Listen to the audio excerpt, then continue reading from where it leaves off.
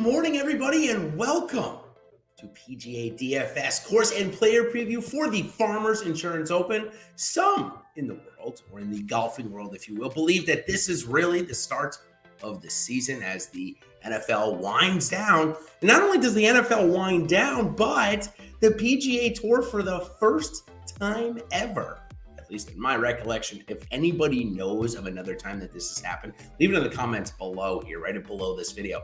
The first time the PGA Tour has ever switched their calendar to go Wednesday to Saturday for their 4-day event so that they can miss the NFL Championship Sunday. So interesting tidbit there. So information is going to come fast and furious here in these 2 days. Typically we have a 3-day lead up, now only 2 this week. Make sure you like and subscribe to our channel here to get notified when these videos do come live, and also get some great information from them. Let's go ahead and get started here. First, this is played at Torrey Pines Municipal Golf Course, the Farmers Insurance Open. It has been for quite some time, and Torrey Pines is one of the most majestic places, at least in America, if not on Earth. It's sweeping views of the Pacific Ocean and 2 golf courses, let alone many hiking trails and such, and it is quite the feature out there in San Diego, California. Now, I mentioned it's 2 courses, 156 players. They're going to split between the 2 courses and then switch Wednesday, Thursday rounds. See how I messed that up? And then there'll be a cut after Thursday. So instead of your Friday cut sweat, it is going to be a Thursday cut sweat here this week. Now, when we go into the course specifics, driving accuracy, well, 58%. Very hard to hit these small fairways here, and that's going to mean a ton of missed greens. 63% is your green in regulation. Also very small greens, somewhere around 5,000 square feet.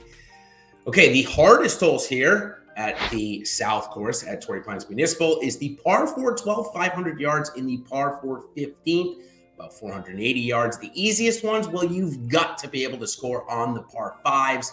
There are 3 easy ones, 6, 9, and 18, and then one more difficult one, but all scoreable.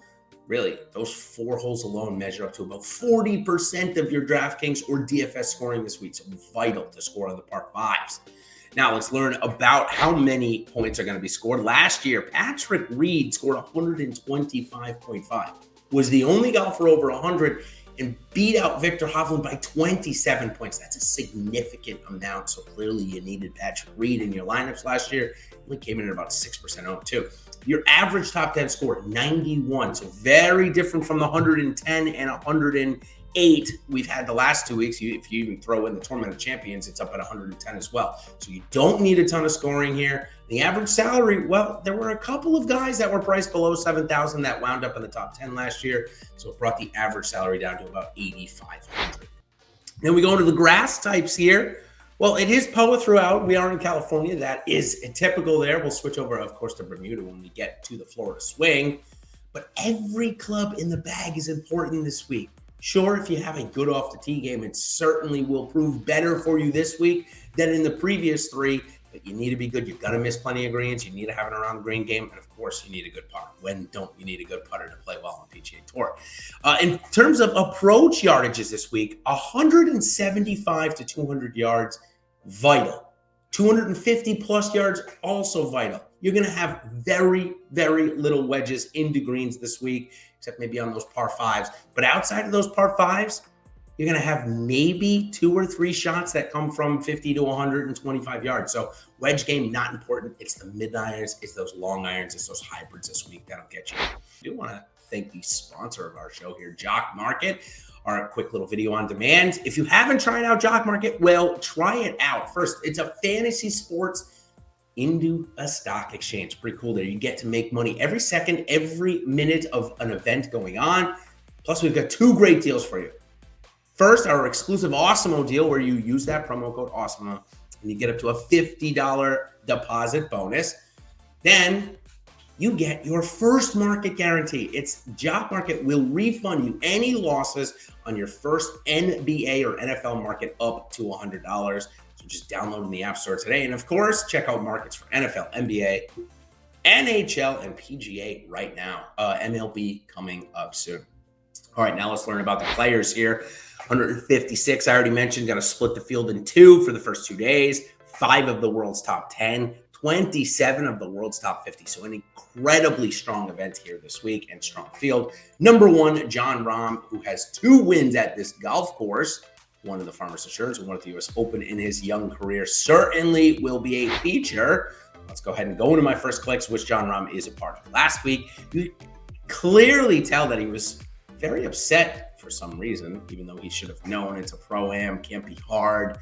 Was very upset at the course setup, said it was a putting contest. Well, this week, it will not be a putting contest, and he has shown that when he's in form, this golf course suits him tremendously well. So why go against that? I expect with the stronger field, him to come out around 7, 8, or 9 to 1.